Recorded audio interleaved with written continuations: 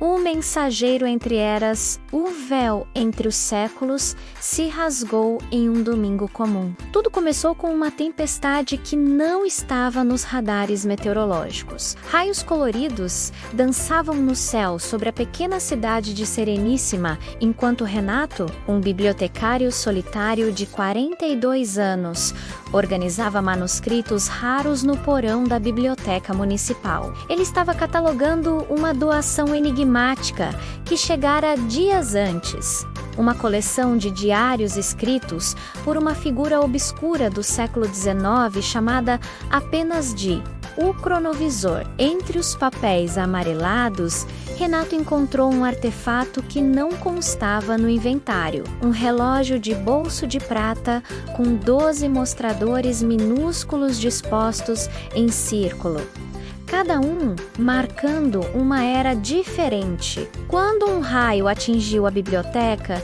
fazendo as luzes piscarem, o relógio se abriu sozinho, revelando um mecanismo impossível que girava em direções contraditórias. Um portal iridescente engoliu Renato. Ele acordou em 1823, na mesma biblioteca, mas cheia de livros que nunca vira, com pessoas usando roupas de época, olhando para ele com espanto. Em seu peito, o relógio pulsava com luz suave. Foi então que uma voz sussurrou em sua mente: "Você foi escolhido. Conserte o que foi quebrado." Assim começou a jornada de Renato como o mensageiro entre eras. Ao longo dos meses, ele descobriu que o relógio respondia a fraturas temporais, eventos traumáticos que criavam rupturas na linha do tempo. Sua primeira missão foi em 1918, onde precisou impedir que um jovem cientista, desesperado pela perda da família na gripe espanhola, destruísse um hospital em sua dor. Renato, usando o conhecimento do futuro, mostrou ali como suas descobertas poderiam salvar milhões no século seguinte. Cada salto temporal tinha regras. Ele não podia alterar eventos históricos principais. Só podia interagir com pessoas diretamente afetadas por fraturas. Cada missão consumia a energia do relógio, que precisava se recarregar em pontos de tranquilidade temporal. A missão mais difícil veio em 1492, dias antes da partida das caravelas de Colombo. Renato encontrou uma fratura causada por um navegador alternativo que planejava sabotar a viagem. Convencido de que o novo mundo deveria permanecer desconhecido, Renato de Bourdieu, com a moralidade da missão, sabia dos sofrimentos que a colonização traria menos, mas compreendeu que interferir criaria paradoxos catastróficos. Em vez disso, plantou nos registros do navegador ideias sobre respeito cultural que, séculos depois, ecoariam nas leis de proteção aos povos indígenas. Com o tempo, Renato percebeu padrões. As fraturas eram criadas por equadores, pessoas sensíveis ao fluxo temporal que, em momentos de trauma profundo, inconscientemente rasgavam o tecido do tempo. Seu trabalho não era apenas consertar, mas curar. No ápice de sua jornada, ele descobriu a verdade mais perturbadora: o primeiro cronovisor. O autor dos diários que encontrara era uma versão futura dele mesmo. Ele estava escrevendo o guia que o levaria a começar a jornada. O paradoxo se fechava como um Ouroboros temporal. A missão final o levou a 2024, poucos dias antes da tempestade que começara tudo. Ele viu a si mesmo, mais jovem, no porão da biblioteca. A fratura temporal não era um evento do passado, era o momento em que ele recebera o relógio. O ciclo precisava se completar. Renato entendeu então o verdadeiro propósito do mensageiro. Não era consertar o tempo, mas garantir que a compaixão transcendesse as eras. Ele deixou os diários para seu eu passado encontrar sorriu para o homem que fora e ativou o relógio pela última vez. De volta ao presente, Renato continuou como bibliotecário em Sereníssima. Mas agora, quando alguém entra na biblioteca carregando dor temporal, um luto não resolvido, um arrependimento paralisante, um trauma ancestral, o relógio em seu bolso emite um calor suave. E ele sabe exatamente qual história recomendar para começar a cura, porque algumas mensagens não precisam de palavras, apenas de um mensageiro disposto a cruzar eras para entregá-las. O relógio de prata repousava agora como um peso familiar no bolso do colete de Renato. Passaram-se 3 anos desde que o ciclo temporal se fechara. Desde que ele compreendera que era tanto o aluno quanto o mestre de sua própria jornada, a Biblioteca Municipal de Sereníssima tornar-se não apenas seu local de trabalho, mas seu observatório temporal. Uma terça-feira nublada trouxe consuelo.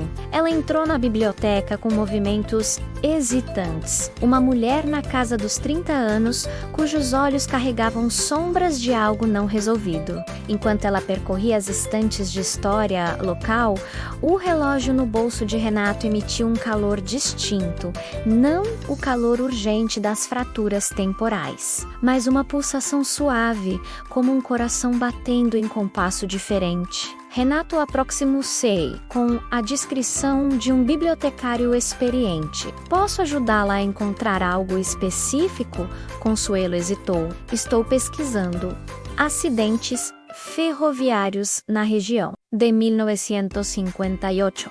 O relógio pulsou mais forte. 1958, menos o ano da grande colisão ferroviária de Sereníssima, que matara 47 pessoas. Uma tragédia histórica.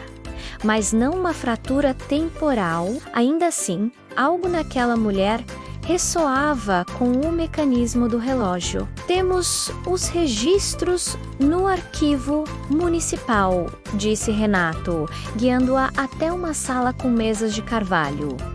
Alguma conexão familiar? Minha avó sobreviveu, sussurrou Consuelo. Ela nunca falou sobre isso, mas ela deixou um diário.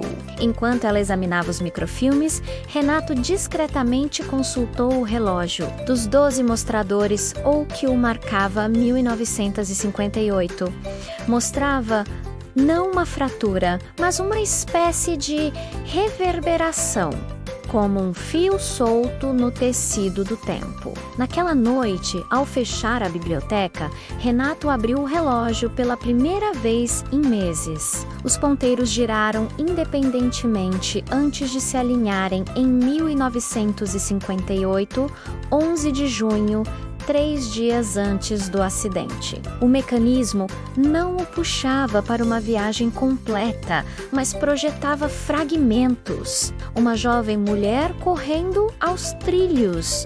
Ao amanhecer, uma mala marrom abandonada perto da curva. Um homem de chapéu cinza observando da colina. E uma palavra repetida como um eco: catalisador.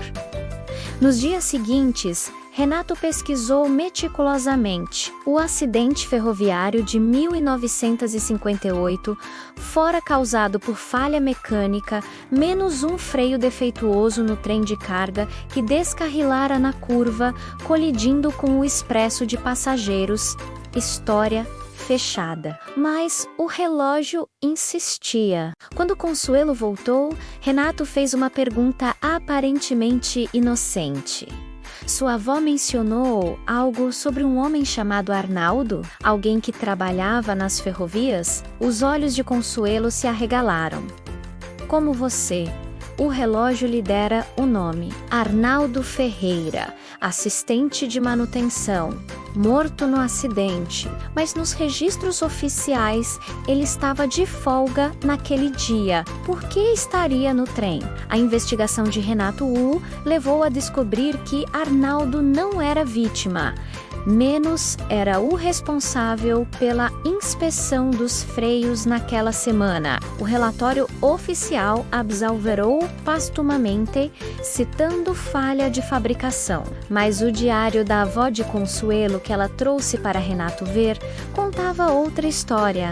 Arnaldo veio me ver na noite anterior, estava agitado. Disse que precisava falar com o engenheiro-chefe sobre os cortes, sobre como estavam usando peças inferiores para economizar. Pediu que eu guardasse esta mala caso algo acontecesse. A mala, a mesma da visão. Renato compreendeu então. Esta não era uma fratura temporal, mas uma injustiça histórica congelada. Algo que, se corrigido, não alteraria o fluxo principal do tempo, mas curaria um trauma que ecoava através das gerações. Inscreva-se no canal. Deixe seu like para nos ajudar a contar mais histórias como esta e mostre este vídeo para seus amiguinhos. Junte-se a nós na próxima aventura.